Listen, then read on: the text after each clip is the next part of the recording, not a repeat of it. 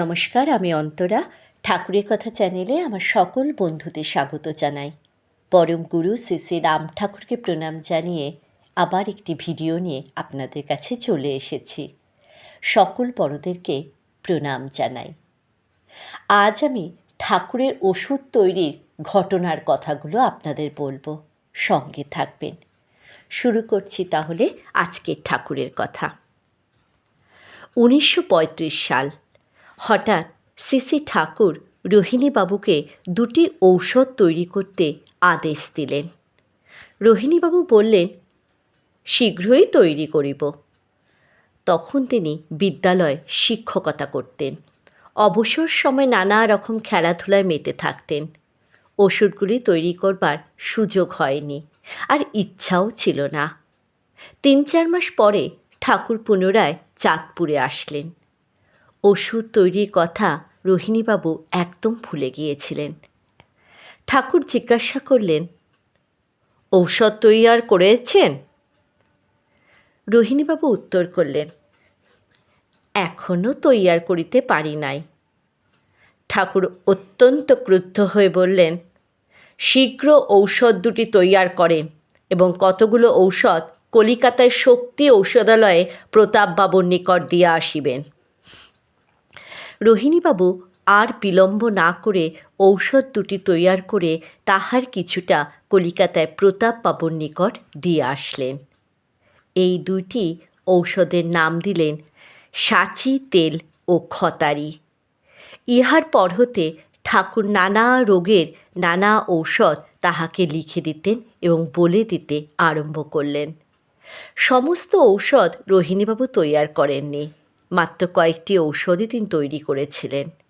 ঠাকুর বলেছিলেন, ঔষধ ঠিকমতো তৈয়ার না হলে ঔষধে কোনো ফল হইবে না। যে ঔষধে যে উপাদান ও যে মাত্রা তাহা যেন ঠিক মতো দেওয়া হয়। ঔষধ ঠিকমতো না হলে ফেলিয়া দেবেন। রোহিণীবাবু তাহার সাধ্যমতো সব ঔষধই ঠিক তৈয়ার করতে চেষ্টা করতেন। প্রথম 2-3 বছর ঔষধ বিশেষ বিক্রি হতো না। অনেক ঔষধে নিয়ে যেতেন, কিন্তু উপকারও পেতেন, কিন্তু কেহই কোনো সময় পয়সা দিতেন না। 1936 সালে রোহিণীবাবু বিদ্যালয়ে চাকুরি নানা কারণে ছেড়ে দিতে বাধ্য হলেন। তখন ঠাকুর তাহাকে আরও ঔষধ লিখে দিলেন। ঔষধের দোকান করতে আদেশ দিলেন। ঠাকুর বলে দিলেন, ঔষধালয়ের নাম হবে জীবামৃত ঔষধালয়। তখন হতে ঔষধগুলি তিনি তৈরি করতেন এবং পূর্ববঙ্গের বহু লোকই এই ঔষধগুলোর সহিত বিশেষভাবে পরিচিত ছিলেন। নোয়াখালী সাম্প্রদায়িক দাঙ্গার পরে 1947 সালে তিনি কলকাতায় চলে আসেন। ঔষধ তৈরি করবার জিনিসপত্র সবই নোয়াখালীতে রেখে আসিছিলেন। কলকাতায় কোনো জিনিসপত্র আনার তিনি সুযোগ পাননি। কলিকাতায় এসে জর্জ টেলিগ্রাফ ট্রেনিং ইনস্টিটিউটের স্বত্বাধিকারী ভক্তিভাজন হরিপদ দত্ত মহাশয় তাহাকে বিদ্যালয়ে তাহার সহকারী হিসাবে নিযুক্ত করলেন। 2-3 বছর আর ঔষধ তৈরি তিনি কোনো সুযোগ পাননি।